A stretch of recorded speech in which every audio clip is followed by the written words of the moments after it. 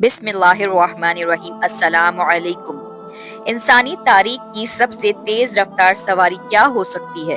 گھوڑے، motor cycle, بحری جہاز، کار یا ایروپلین؟ لیکن آج سے 1400 سال پہلے ایک ایسی بھی سواری موجود تھی جس کی رفتار بجلی کی مانند تھی۔ اس بجلی جیسی تیز رفتار سواری کا نام براق تھا۔ وہ سواری جس پر بیٹھ کے نبی کریم صلی اللہ علیہ وآلہ وسلم سفر معراج پر گئے۔ براق کی کیا خصوصیات تھیں اور جب نبی کریم صلی اللہ علیہ وآلہ وسلم اس پر سوار ہونے لگے تو وہ بے لگام کیوں ہو گیا؟ کیا براق کو ماڈرن سائنسی علوم سے ایکسپلین کرنا ممکن ہے؟ واقعہ معراج تاریخی انسان کا ایک ایسا حیرت انگیز اور انوکھا واقعہ ہے جس کی تفصیلات پر انسانی عقل حیران رہ جاتی ہے۔ اگر انبیاء کرام کی تاریخ کو دیکھا جائے تو معلوم ہوتا ہے کہ اللہ نے اپنے برگزیدہ رسولوں اور نبیوں کے ہاتھوں سے مختلف معجزات ظاہر کیے۔ ہر نبی کو اپنے عہد زمانے اور علاقے کے مطابق معجزات سے نوازا تھا تاکہ ان کے امتوں پر حق واضح ہو جائے۔ مثلاً حضرت موسیٰ علیہ السلام کی امت چونکہ جادو میں کمال رکھتی تھی، اسی لیے خالق کائنات نے بھی اپنے نبی کو جادو کے ان کمالات کا توڑ کرنے کے لیے معجزات عطا کیے۔ اسی طرح حضرت عیسیٰ علیہ السلام کے دور میں طب کا بھی بڑا چرچا تھا، لہٰذا حضرت عیسیٰ علیہ السلام کوڑ کے مریضوں، اندھوں، یہاں تک کہ مردے کو بھی زندہ کر دینے کی قدرت سے فیضیاب تھے۔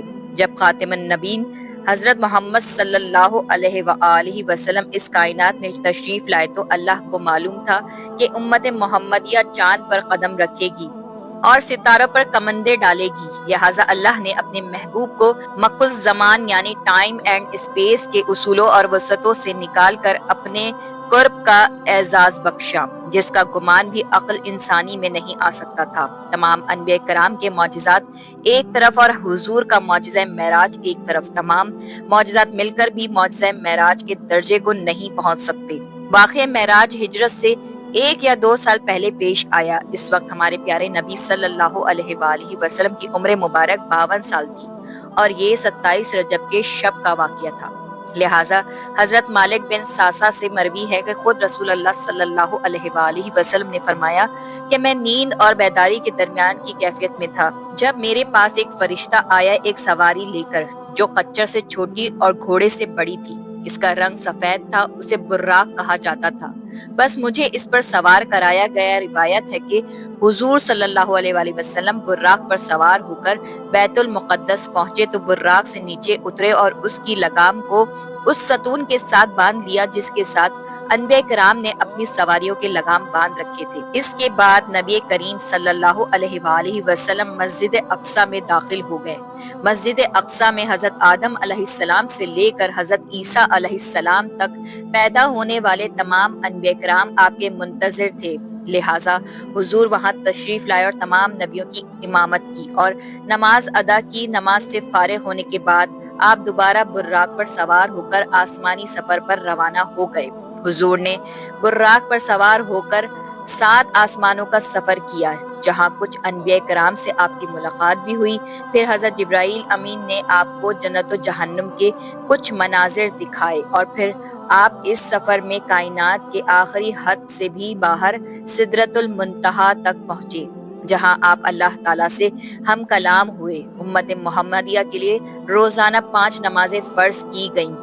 شرک کے سوا تمام گناہوں کی معافی کا امکان بتایا گیا اور سورہ بقرہ کی آخری 2 آیات آپ کو تعلیم فرمائی گئی۔ اس سفر کے واپسی پر حضور اپنے مکان پر کچھ اس حالت میں پہنچے کہ روایات کے مطابق ابھی آپ کے گھر کی کنڈی ہل رہی تھی اور آپ کے وضو کا پانی ابھی تک آپ کے جسم مبارک سے ٹپک رہا تھا۔ معراج کے اس واقعے کو اللہ نے انتہائی تفصیل کے ساتھ قرآن مجید کی سورہ اسراء میں یوں بیان کیا ہے: پاک ہے وہ ذات جس نے راتوں رات اپنے بندے کو مسجد الحرام سے مسجد الاقصی تک سیر کروائی، جس کے ارد گرد ہم نے برکت رکھی ہے تاکہ ہم اسے اپنی نشانیاں دکھائیں۔ بے شک وہ سننے والا، دیکھنے والا ہے۔ معراج کے اس عظیم سفر میں رسول اللہ صلی اللہ علیہ وآلہ وسلم جس سواری پر سوار ہوئے تھے اسے براق کہا جاتا ہے۔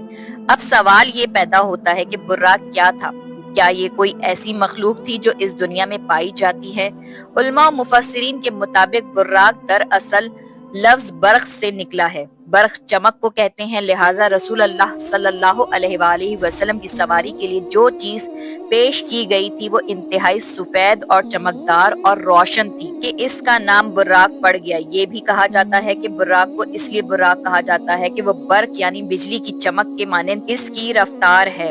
روایتوں کے مطابق براق خچر سے چھوٹا اور گدھے سے بڑا ہوتا ہے، اور جہاں اس کی حد نگاہ پڑتی تھی وہاں اس کا قدم پڑتا تھا۔ علماء کے ذہن میں یہ سوال بھی پیدا ہوا کہ اللہ نے حضور کی سواری کے لیے براق کا ہی کیوں انتخاب کیا، جبکہ وہ اس بات پر قادر ہے کہ بغیر کسی سواری کے آپ کو سفر کے تمام مراحل طے کروا دیتا۔ لہٰذا فتح الباری کے مصنف حافظ ابن حجر نے اس ضمن میں لکھا ہے کہ اسراء و معراج کے سفر میں سواری کے چناؤ میں بڑی حکمت ہے، حالانکہ اللہ اس بات پر بھی قادر تھا کہ اپنے نبی کے لیے زمین کو سکیڑ دیتا، لیکن اللہ تعالیٰ نے سواری کا انتظام اس لیے کیا تاکہ اللہ کے رسول کو انسیت و مانسیت ہو، کیونکہ بادشاہ جب اپنے مقربین کو اپنے دربار میں بلاتا ہے تو اس کے لیے سواری روانہ کرتا ہے۔ کچھ علماء براق کو ایک جنتی جانور قرار دیتے ہیں جو خصوصاً معراج کی رات کو ہی حضور صلی اللہ علیہ وآلہ وسلم کی سواری کے لیے اس زمین پر آیا تھا۔ لہٰذا امام ترمذی نے ایک روایت نقل کی ہے کہ جب جبرائیل علیہ السلام نے براق کی لگام تھامی اور رسول اللہ صلی اللہ علیہ وآلہ وسلم کو اس پر سوار ہونے کی دعوت دی تو براق حضور کو دیکھ کر کانپ اٹھا اور بے لگام ہو گیا۔ لہٰذا جبریل امین نے اسے کہا کہ ٹھہر جا، اللہ کی قسم رسول اللہ سے بہتر کوئی شخص اس سے پہلے تجھ پر سوار نہیں ہوا۔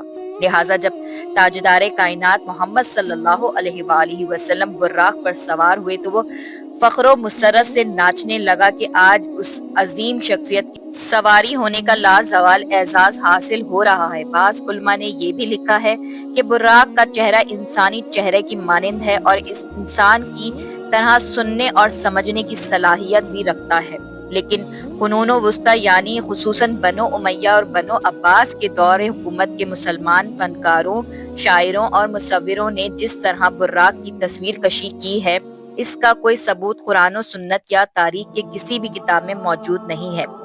ان پینٹنگز میں عام طور پر براق کو ایک ایسے مفوق الفطری گھوڑے جیسا بنایا گیا ہے جس کے سر کی جگہ ایک عورت کا چہرہ دکھایا جاتا ہے۔ ایسی کوئی دلیل اسلامی روایات سے تو نہیں ملتی، البتہ دوسرے مذاہب اور قوموں میں اس طرح کی دیویوں کی خیالی تصاویر ملتی ہیں، اور ممکن ہو کہ اجمی مسلمانوں نے انہی تصاویر سے متاثر ہو کر انہیں براق پر چسپاں کر دیا ہو، جبکہ براق نر تھا یا مادہ اس کے متعلق بھی کوئی مستند شواہد موجود نہیں ہے۔ واقعہ معراج اللہ کا ایک معجزہ تھا، جس طرح سے ہر معجزے کو سمجھنا اور ثابت کرنا انسانی عقلی کے لیے ممکن نہیں، اسی طرح معراج کے اس سفر کو سمجھنا انسانی ذہن کے لیے ناممکن ہے۔ لیکن جدید فزکس نے گزشتہ صدیوں میں ایسا نظریہ پیش کیا ہے جو قابل غور ہے۔ آئنسٹائن جیسے پچھلے صدی کا سب سے بڑا سائنٹسٹ مانا جاتا ہے، اس کی تھیوری آف ریلیٹیوٹی جدید فزکس کی بنیاد ہے۔ آئنسٹائن نے اس تھیوری میں بتایا ہے کہ اس کائنات میں ٹائم تمام مقامات اور لوگوں کے لیے اسٹیکنگ نہیں بلکہ مختلف ہوتا ہے، اور یہ مقامات کے اعتبار سے بدل سکتا ہے۔ لہٰذا اگر کوئی شخص اس کائنات میں روشنی کی رفتار سے سفر کر پایا تو اس کے لیے ٹائم رک جائے گا۔ اس نے ایک مثال پیش کی کہ اگر کوئی شخص ایک ایسے سواری پر سوار ہو جس کی رفتار لائٹ کے برابر ہو تو اس کے لیے وقت تھم جائے گا، اور جب وہ شخص کئی سالوں بعد اس زمین پر واپس آئے گا تو یہاں کچھ ہی سیکنڈ گزرے ہوں گے۔ وقت کے اسی فرق کو فزکس میں ٹائم ڈائلیشنز کہتے ہیں۔ اس سائنسی ٹرم کو سمجھنا سفر معراج اور براق کو سمجھنے کے لیے بہت ضروری ہے، کیونکہ براق کی رفتار بھی روشنی یعنی برق کی رفتار کے برابر تھی، اسی وجہ سے اس سواری کا نام براق تھا۔ لہٰذا آپ صلی اللہ علیہ وآلہ وسلم جب اس رفتار سے سفر معراج کرنے کے بعد واپس تشریف لائے تو وقت بالکل نہیں گزرا تھا، اور آپ نے کئی سالوں کا سفر چند لمحوں میں ہی طے کر لیا تھا، جسے آج 21ویں صدی کے سائنس ٹائم ڈائلیشن کی شکل میں تسلیم کرتی ہے۔ لیکن آج بھی انسان اسپیس ٹیکنالوجی میں اتنا آگے نہیں بڑھا کہ ہر سوال کا جواب سائنس کی بنیادوں پر دے سکے۔ مثال کے طور پر اگر کوئی شخص لائٹ کی اسپیڈ سے ٹریول کرتا ہے تو اس کا جسم مسلک ہو جاتا ہے، اسے انفائنائٹ انرجی کی ضرورت ہوتی ہے جو بظاہر انسانوں کے لیے ناممکن ہے، لیکن اللہ کی ذات کے لیے نہیں، کیونکہ وہ ہر چیز پر قادر ہے۔ لہٰذا اس رات اللہ نے نبی صلی اللہ علیہ وآلہ وسلم کے جسم مبارک کو اس سفر کے لیے وہ عظیم قوت بخشی تھی۔ واقع معراج حضور کا ایک دائمی معجزہ ہے جس کی حقانیت اور سچائی نئی نئی سائنسی انکشافات کے ساتھ واضح ہوتی جائے گی۔ جیسا کہ کسی شاعر نے کہا کہ پھیلائے ہوئے گوشہ دامنی تجسس، سائنس محمد کا پتہ پوچھ رہی ہے۔ معزز ناظرین، اسی طرح کی انفارمیٹیو ویڈیوز کے لیے ہمارے چینل کو سبسکرائب کریں۔ شکریہ۔